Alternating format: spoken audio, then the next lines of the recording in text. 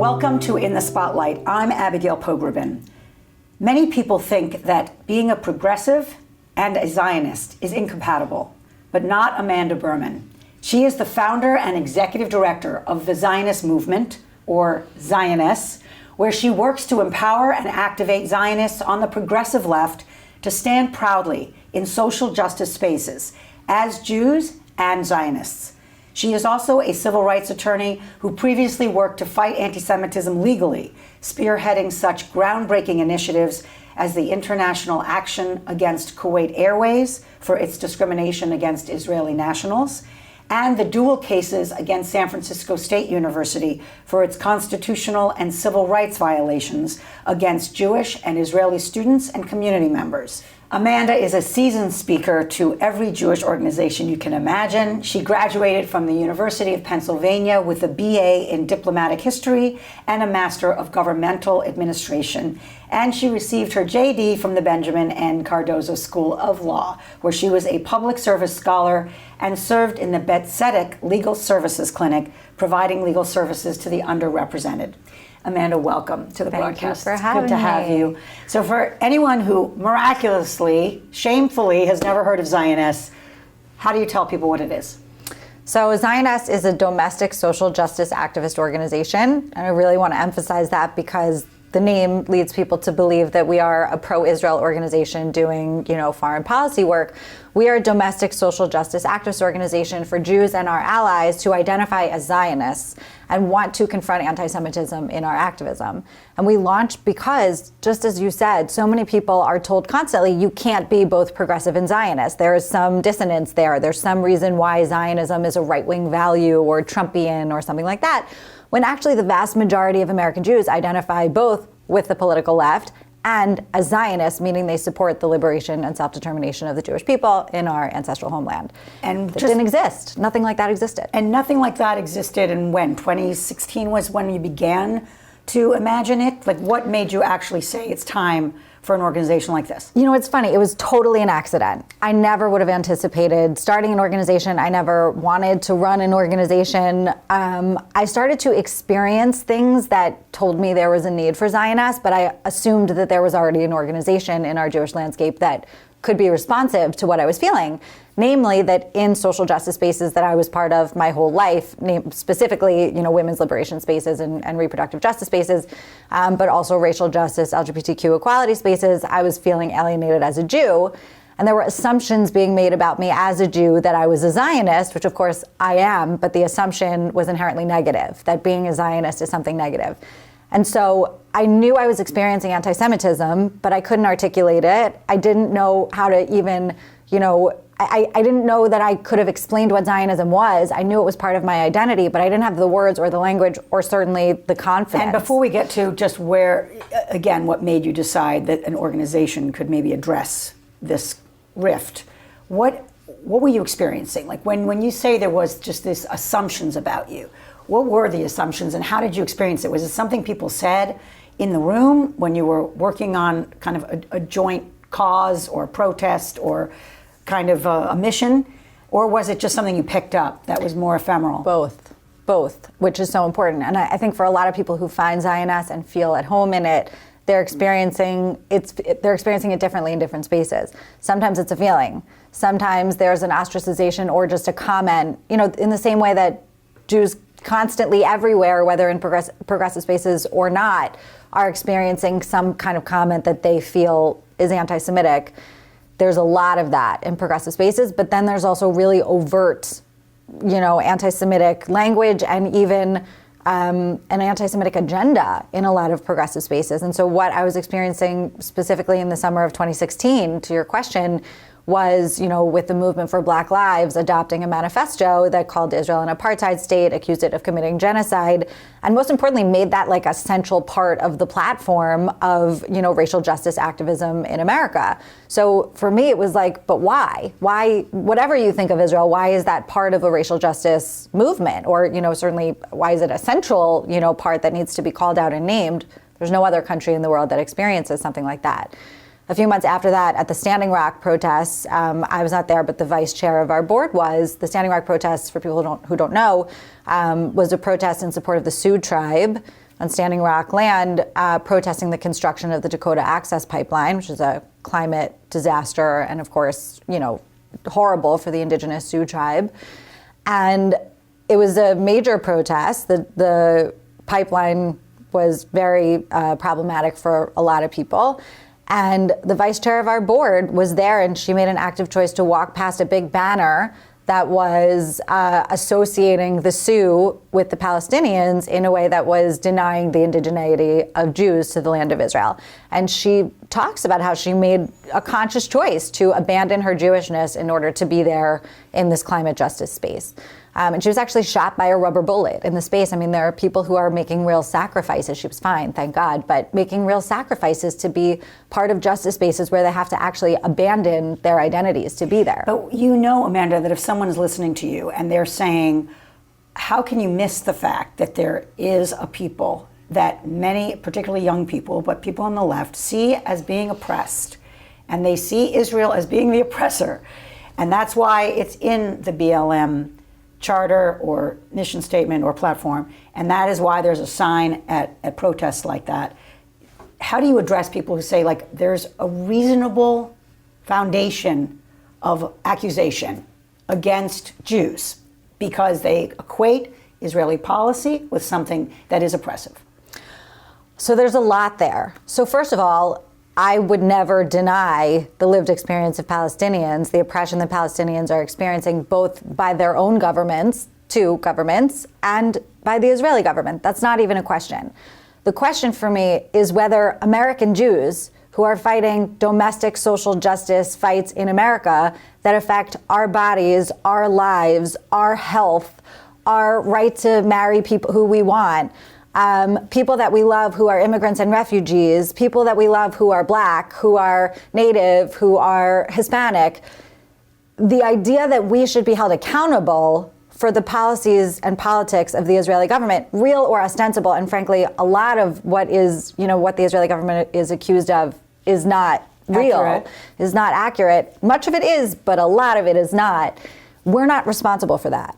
And no one that has any association with any other foreign country is ostracized, demonized, kicked out of social justice spaces for having family, friends, loved ones that live in another country or supporting the existence of that country. You've given the example of a Chinese American, for instance. Can you? And you could take any example. Let's take Russian Americans today. But I mean, not being responsible for what's being done for the Uyghurs, against the Uyghurs, that to give us a frame that is not Israel for a minute, so that people can kind of imagine your argument here. So I think that the example of Chinese Americans is an important one, especially given the way that Asian Americans and Pacific Islanders have been attacked, demonized, vilified over the past several years since COVID, which everyone in the progressive movement and frankly everyone of conscience has called racist, disgusting, and un-American. That we attack individuals living in America, walking the streets of America, because of something that happened that a foreign government did.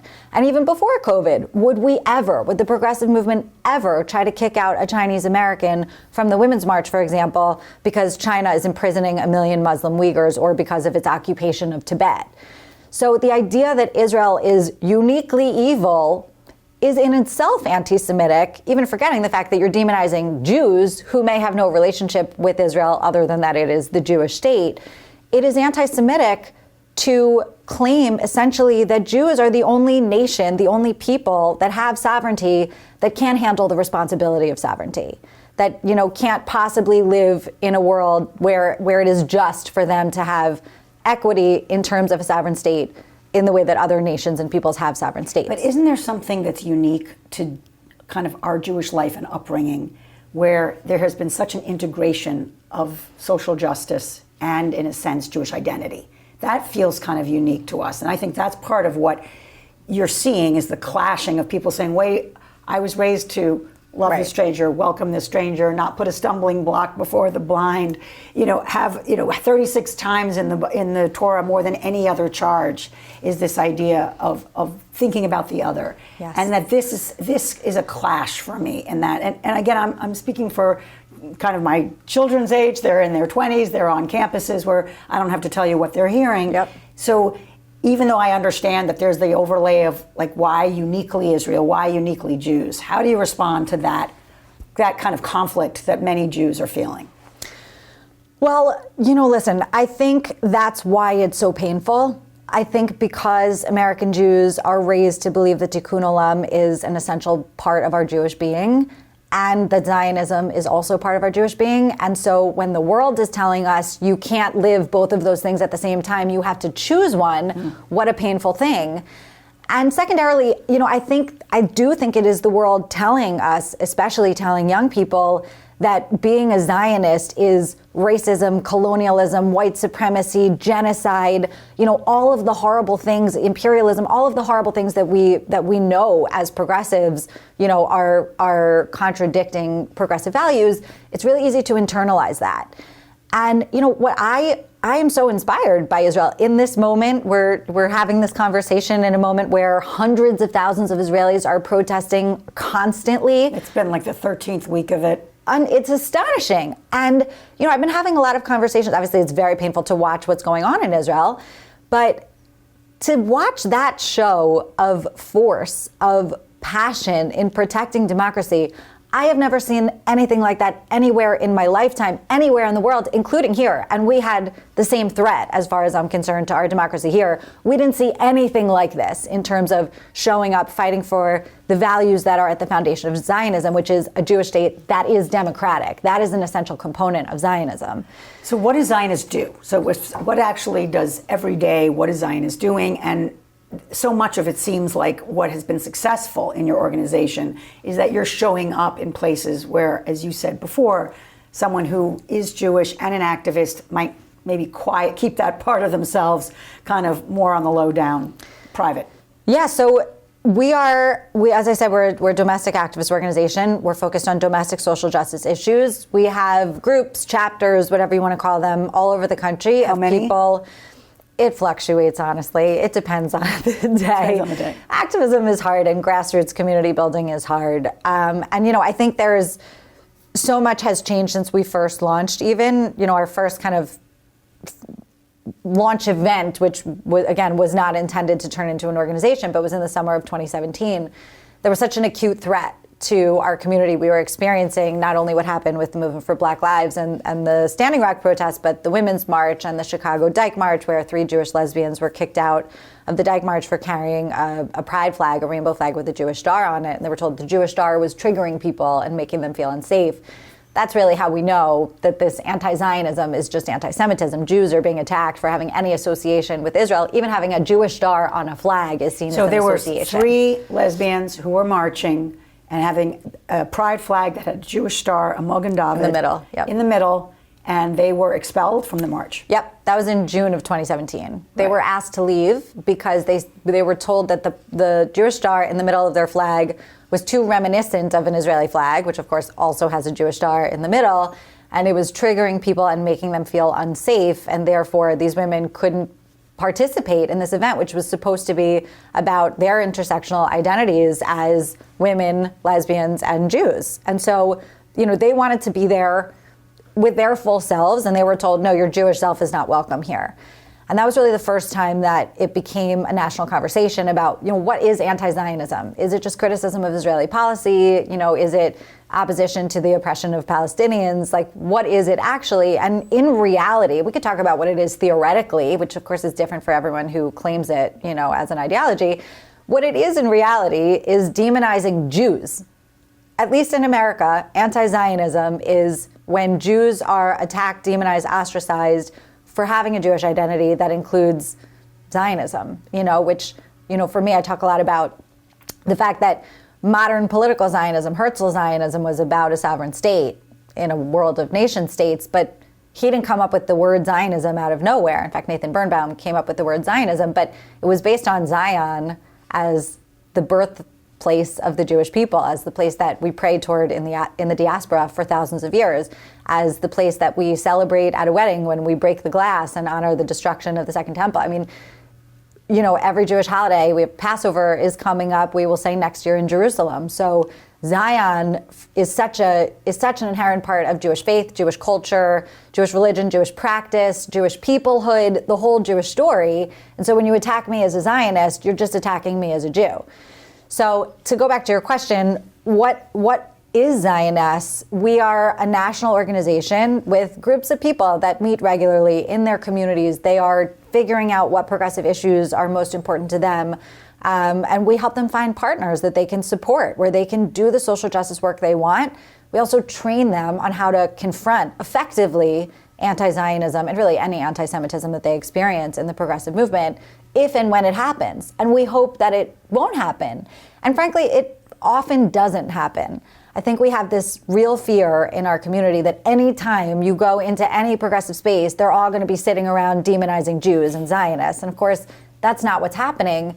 What we need to do, those of us who care about protecting the integrity of the left, making sure that our justice movements can actually succeed, what we need to do is be part of them, not cede the movements to bigotry, reclaim our seats at the table, and be ready and prepared to confront anti-Semitism if and when it appears, so that A, we feel comfortable there, and and at Zioness we create community, so no one's doing that alone. They have other people that are there with them.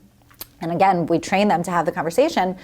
But also they can build back the relationships that historically we've always had as Jews, certainly as Jewish women. And I'm talking to someone who knows the legacy of Jewish women in leadership roles in progressive movement building. But this, I grew up at a time where, you couldn't be canceled in 5 seconds, and there wasn't as much social risk in this kind of sort of public stand. Yeah. And you're asking people to be public. You're asking people to put themselves out there. I'm noticing your jewelry with the Star of David. And, these are choices now that they seem to carry more risk. And how do you respond, especially to young people who say, you know what, I believe in this, and I'm going to do it privately or more quietly, because it's not worth the price I might have to pay.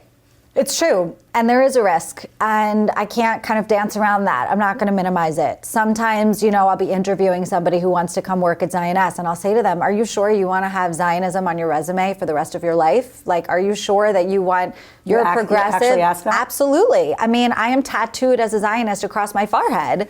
And obviously, I'm very comfortable with that. But for people who are going to be in progressive politics or organizing, in social justice work for their whole careers, they're going to have to think about, And I mean, I hear from students all the time who say, I want to start a Zionist chapter on my campus, or, I want to be involved in pro-Israel activism or whatever it is. And they're worried that they're not going to get a job after college, that in certain places where they apply for a job, that someone's going to judge them or think that they're a white supremacist, or, any of the other words that are unfortunately associated with Zionism right now.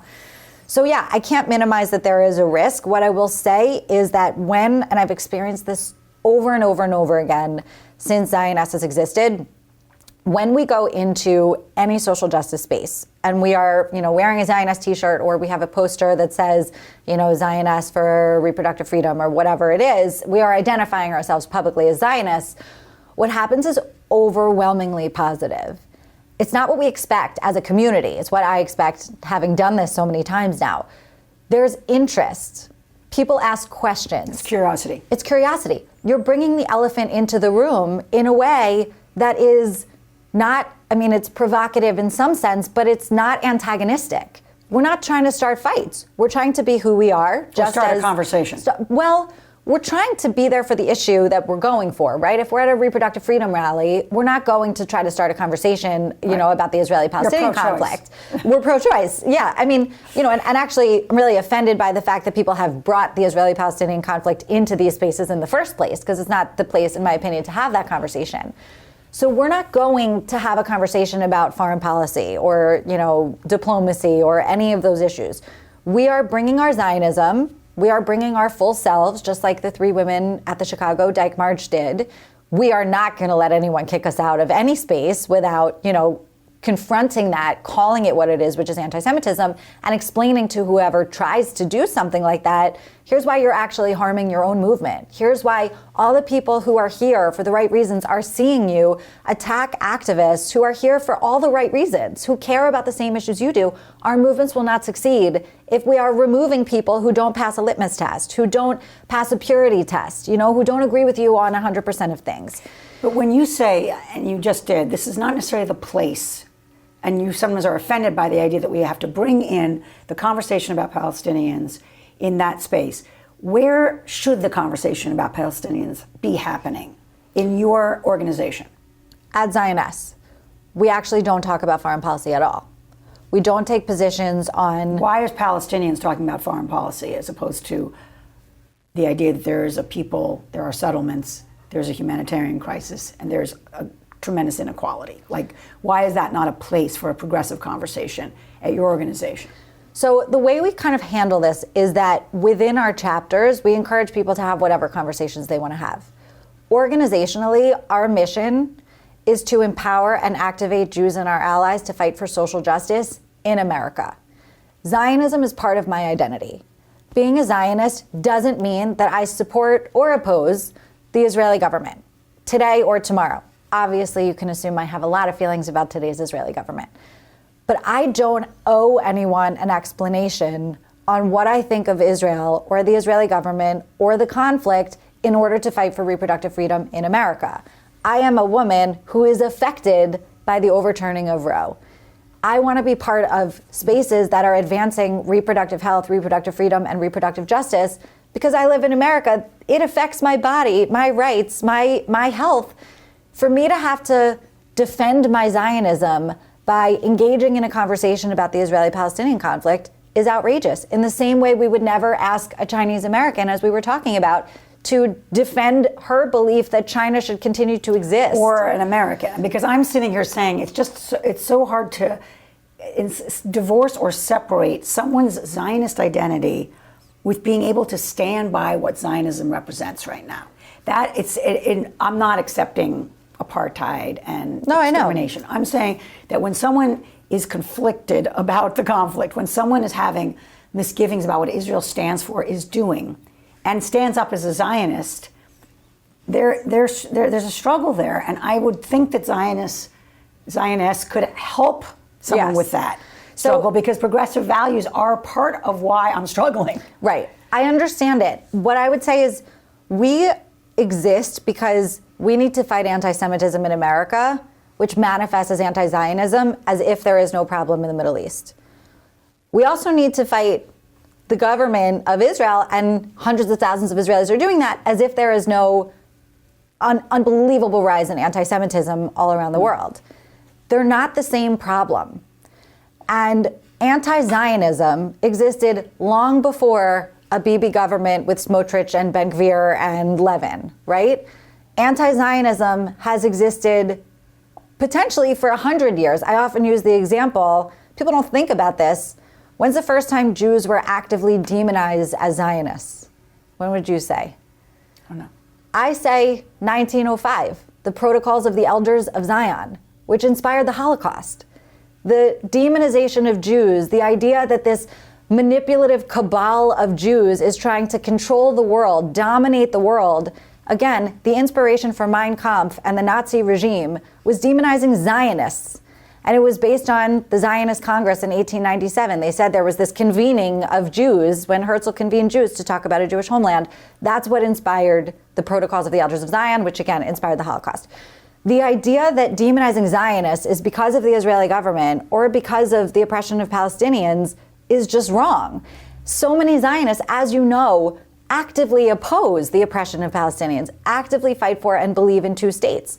What I'm arguing is that these are two separate conversations, and we should do both, and I do both. But at Zioness, it's not our focus, and the reason is because the anti-Zionism that American Jews are facing often manifests. You ask, like, how do people experience it? People often experience it, again, long before this government, people experience it as someone coming up to them and saying, you're wearing a Jewish star, what do you think about settlements? And I don't know your kids, but I don't know what they would say, whether they would feel comfortable even responding to that. And the truth is, there's no good answer to that. Nothing that you say is going to satisfy the person that asked the question. Most likely the person that asked the question doesn't know anything about, the Israeli-Palestinian conflict or settlement policy. You end up going down this crazy train that has nothing to do with the social justice issue that you're showing up for, and has only to do with this idea that if you are a Jew, you are somehow responsible. Yeah. You are an oppressor. You have to apologize for that. You have to declare your opinion of that. So what I say and what we say at Zioness is we're not encouraging people not to talk about Palestinians, not to talk about, the conflict or the oppression that Palestinians are experiencing. We're not telling people in any way that they shouldn't care or be very open about their feelings. what we're telling them is that they don't have to. They don't owe anyone that. Being a progressive doesn't mean you have to study the Middle East, have an opinion, and declare it in order to prove your progressive credibility. That's where it becomes a problem. And I will say that you made a very strong statement. Again, we're talking at a time where Israel's been on fire, that actually said that in this moment at Zioness, to criticize Israel's policies is still deeply Zionist. I believe that. I mean, what could be more Zionist than hundreds of thousands of Israelis?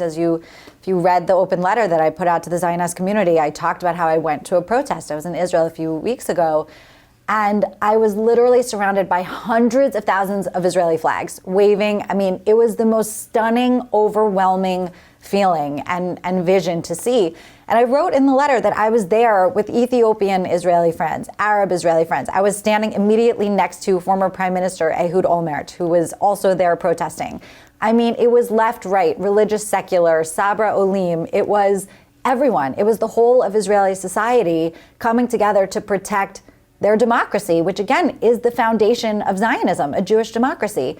So, you know, the idea that criticizing Israel is somehow anti-Semitic, I think is something that has really confused everyone, because there are so many people who are demonizing Israel and then calling it, and then saying, I'm not anti-Semitic, I'm just criticizing Israel. They're trying to conflate demonization with criticism, and drawing that line is so important. And so if there's one thing that I think is a positive, you know, for us fighting this fight in the diaspora that we see going on, it's that it's going to be really hard after this moment for people to continue to conflate demonization with criticism. Because every Zionist we know is criticizing so openly, but with so much love. Right. And that's how you criticize. And with an Israeli flag in their hands. Exactly. Exactly. Amanda Berman, thank you so much. The organization is Zionist. Where do they find it if they're interested? Zioness.org. Please join our chapters. We can't wait to see you. Thanks so much. I'm Abigail Pogrebin. This is In the Spotlight. See you next time.